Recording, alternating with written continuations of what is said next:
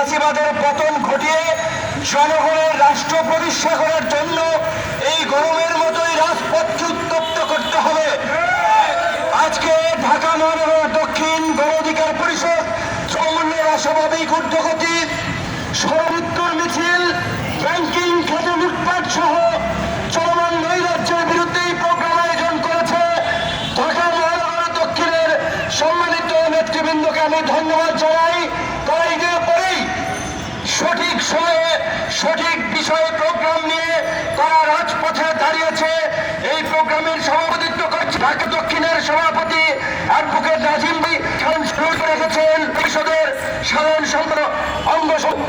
বন্ধুগণ, দ্রব্যমূল্যের ঊর্ধ্বগতি আপনারা সকলেই টের পাবেন, সকলেই জানেন, বোঝেন করে রাজনৈতিক দল হিসেবে মানুষের দুঃখ কষ্টের পাশে দাঁড়ানোর জন্য আমরা এখানে দাঁড়িয়েছি।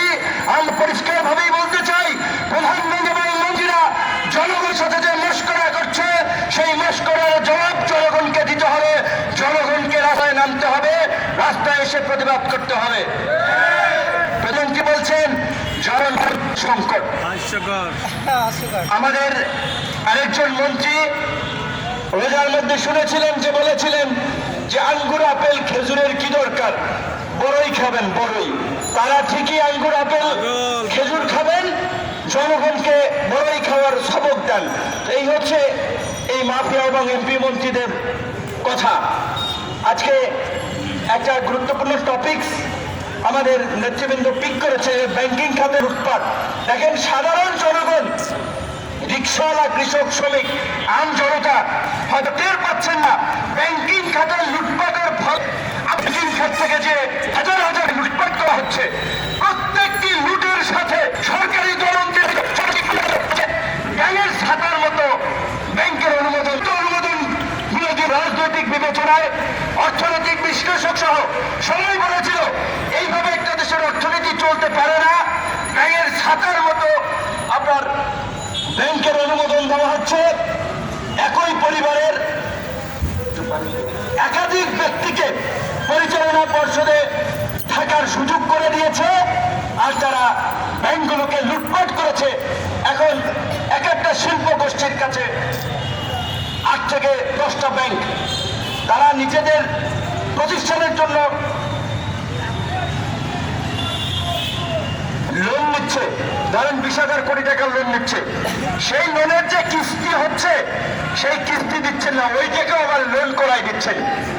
এইভাবে আজকে ব্যাংকগুলোকে ফাঁকা করে ফেলেছে। এই টাকা জনগণের টাকা, এই টাকা দেশের টাকা। আরো সবচেয়ে ভয়ঙ্কর বিষয় হচ্ছে এই চোরেরা, এই লুটেরা এই যে ব্যাংক থেকে টাকা তুলে দিচ্ছে, টিন শেড দেখাইছে যে এগুলো গার্মেন্টস, এইভাবে দেখায় হাজার হাজার কোটি টাকা লোন নিয়ে সমস্ত টাকা দেশে নাই। আজকে বিচার ব্যবস্থার ভঙ্গুর অবস্থা, সেটা আপনারা দেখেছেন। $1 বিলিয়ন, এখন 1100 কোটি টাকার মতো হবে। 1100 কোটি টাকা পাচার হয়ে গেছে। সেই টাকার জন্য আপনার হাইকোর্টে রিট করেছে।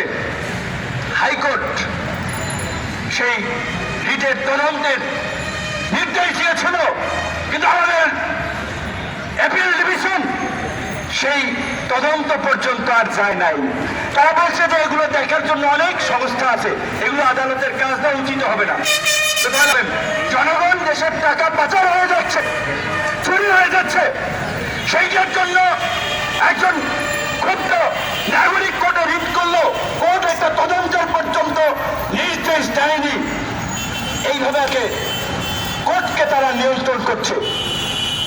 আপনারা বলেছেন গণ অধিকার পরিষদের সাধারণ সম্পাদক সভাপতি অমুকের নামে মামলা হয়েছে, গ্রেপ্তারি পরোয়ানা জারি হয়েছে। গ্রেপ্তারি মামলায় আর গ্রেপ্তারি পরোয়ানার খাতা পুরি মামলা, এটা নতুন কেউ যারা বিরোধী দলের রাজনীতি করছে প্রত্যেকের নামেই শত শত মামলা রয়েছে, জেলে যাচ্ছে আসছে। কেউ কি শেখ হাসিনার কাছে নথি স্বীকার করেছে? শেখ হাসিনার কাছে নথি স্বীকার করে নাই, ভবিষ্যতেও করবে না। আজকে শেখ হাসিনা ভাবছে রাম নজর যেভাবে খুশি সেভাবে করবে। নির্বাচনের নামে জনগণের সঙ্গে প্রহসন করছে, প্রতারণা করছে।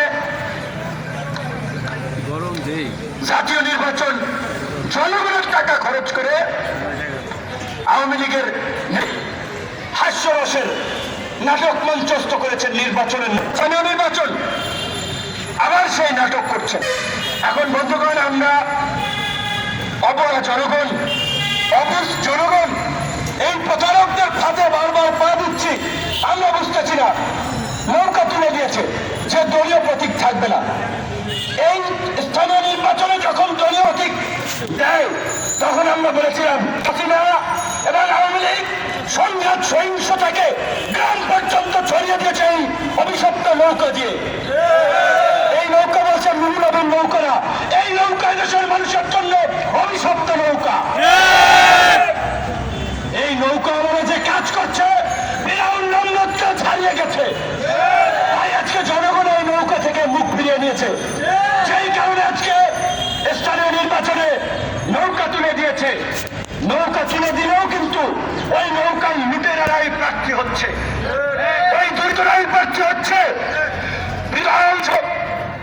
আনুষ্ঠানিক ভাবে এই ভারত পাকিস্তান নির্বাচন বর্জন করেছে।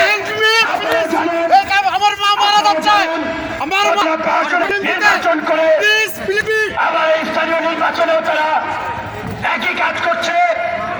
তাই আপনাদেরকে বলবো, এই নির্বাচনে আপনারা কেউ শুনবেন না। আন্তর্জাতিক দেখেছে এই নির্বাচন দেশের মানুষকে একইভাবে প্রত্যাখ্যানের মধ্য দিয়ে শেখ হাসিনা এবং আওয়ামী লীগকে এই দেশের জনগণ আর বিশ্বাস করে না। আপনার সড়কে মৃত্যুর মিছিল, ফাঁকামন্ত্রী ফাঁকাগেস্ট মন্ত্রী হয়েছিলেন ওবায়দুল কাদের। শুরুর দিকে ক্যামেরা দৌড়ে কাছে উঠতো, ইয়ার কি করে মাসুদ যে বলে মাসুদ তুমি ভালো হয়ে যাও। আচ্ছা, আপনারা হাসি ঠাট্টা করে মজা পান, ভাইরাল হয়, বাস্তবতা একটু বিবেচনা করেন। একজন মন্ত্রীর কাজ কি দুর্নীতি অনিয়মের সাথে জড়িত একজনকে বলা যে মাসুদ তুমি ভালো হয়ে যাও, নাকি তার বিরুদ্ধে আইনগত ব্যবস্থা নেওয়া? আইনগত ব্যবস্থা না নিয়ে তারা ভাড়ামি করছে, প্রশাসন করছে, তামাশা করছে। সরকারি ভাড়াগিরি করার জন্য কয়েকদিন ভাইরাল হয়েছেন, নিজেই নিউজ হয়েছে, আর সড়কে মানুষের মৃত্যুর মিছিল চলছে। আমাদের ভাইরা বলেছে 2023 সালে 6.5 মানুষ সড়ক দুর্ঘটনায় মারা গিয়েছেন। গত 1 মাসে 565 জন মানুষ এই সড়ক দুর্ঘটনায় নিহত হয়েছে। প্রতি বছর সড়কের অব্যবস্থা, ফিটনেসবিহীন গাড়ি, প্রশিক্ষণ না থাকা ড্রাইভার, বেপরোয়া গতি, এর কারণে প্রাণ ঝরে যাচ্ছে। আফসোস, আমাদের তথাকথিত শিক্ষিত যুবক, তরুণ শিক্ষিত মানুষ তারা রাজনীতি থেকে নাক ছিটকে আছেন। রাজনীতি আওয়ামী লীগ দল করুক, এইগুলো নিয়ে তারা